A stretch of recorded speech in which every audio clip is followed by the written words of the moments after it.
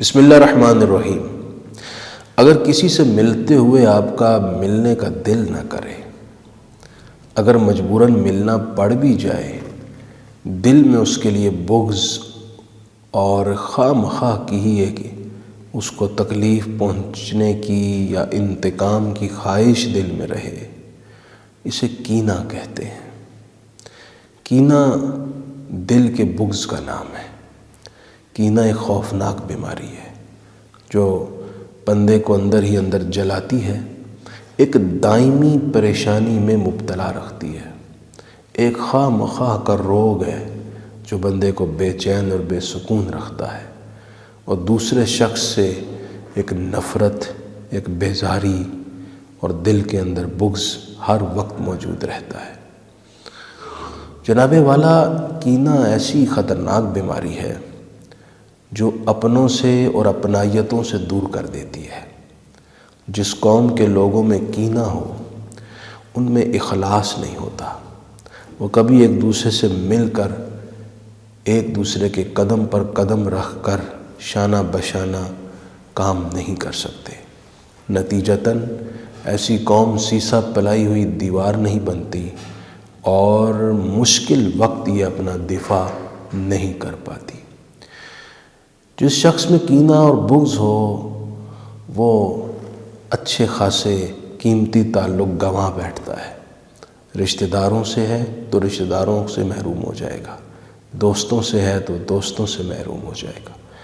یوں سمجھ لیجئے کہ اگر کینہ اور بغض رکھنے والا شخص خوشیوں کے جھرمٹ میں بھی ہے تو اندر ہی اندر وہ ایک روگ اور ایک پریشانی اور ایک خواہ مخواہ کے دکھ میں مبتلا رہتا ہے۔ ہمارے دین نے ہمیں دلوں کو صاف رکھنے کا حکم دیا ہے اور اس حوالے سے بڑے قیمتی اور بیش قیمت فرامین دیے ہیں اور بڑی حکمت بری باتیں ہمیں بتائی ہیں، اور ہمیں روکا ہے دل میں بغض رکھنے سے، کیونکہ اس کے نقصانات بہت زیادہ ہیں۔ نبی اکرم رحمت عالم صلی اللہ علیہ وسلم نے فرمایا، جو یہ چاہتا ہے جنت میں چلا جائے اور جہنم سے بچ جائے، اسے چاہیے کہ دوسرے لوگوں کے لیے وہی سب کچھ پسند کرے جس کی توقع وہ لوگوں سے اپنی ذات کے لیے کرتا ہے۔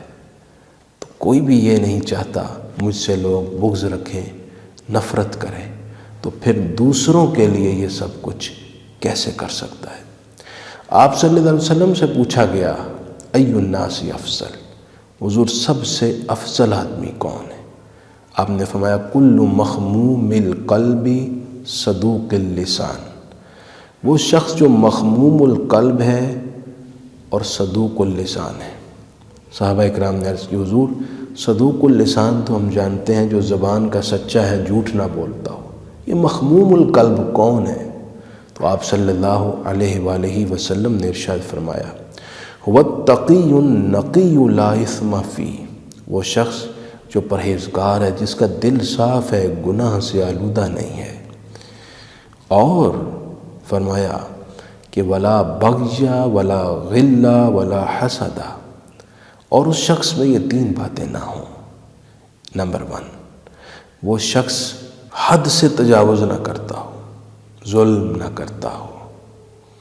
نمبر 2، اس کے سینے میں کسی کے لیے بغض اور کینہ نہ ہو، اور تیسرا یہ کہ وہ حسد کے مرض میں بھی مبتلا نہ ہو۔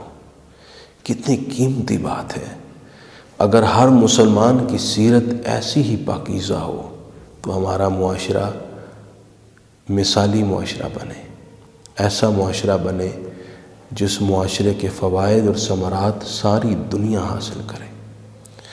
شب برات ہر شخص کو بخش دیا جاتا ہے، لیکن نبی اکرم رحمت عالم صلی اللہ علیہ وآلہ وسلم نے فرمایا، حدیث کا مفہوم ہے، قبیلہ بنی کلب کی بکریوں کے جسم پر بالوں سے زیادہ لوگوں کی بخشش ہوتی ہے، لیکن وہ شخص جس کے سینے میں کینہ ہوتا ہے، وہ دوسروں کی نفرت اور بغض کو پالتا ہے، ایسے شخص کو اللہ اس رات بھی بخشش سے محروم رکھتا ہے۔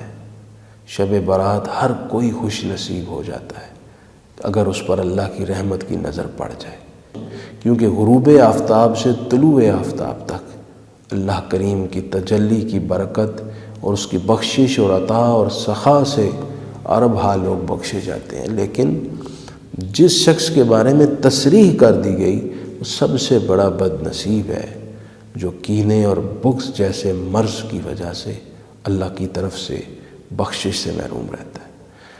کینے اور بغض سے اپنے آپ کو بچائیں، کوئی مشکل کام نہیں ہے۔ جس کے بارے میں آپ بغض فیل کرتے ہیں اس کے بارے میں مت سوچیں، اپنے ذہن کو کہیں اور بیزی کریں، پھر بھی دھیان اس کی طرف جاتا ہے اور آپ فیل کرتے ہیں تو قرآن مجید کی سورہ حشر کی آیت نمبر 10 کے یہ لفظ وَلَا تَجْعَلْ فِي قُلُوبِنَا غِلًّا لِّلَّذِينَ آمَنُوا یہ پڑھا کریں کثرت کے ساتھ کہ اے اللہ ہمارے دلوں میں مسلمانوں کے لیے کینہ نہ ڈال، کینہ نکال دے، یہ کلمات پڑھیں۔ اور تیسرا علاج یہ ہے، جس کے بارے میں آپ کینہ اور بغض فیل کرتے ہیں اس کے لیے دعا کیا کریں کہ اللہ اس کی قدر، اس کی شان و شوکت، اس کی عزت، اس کی نعمتیں اور بڑھا دے۔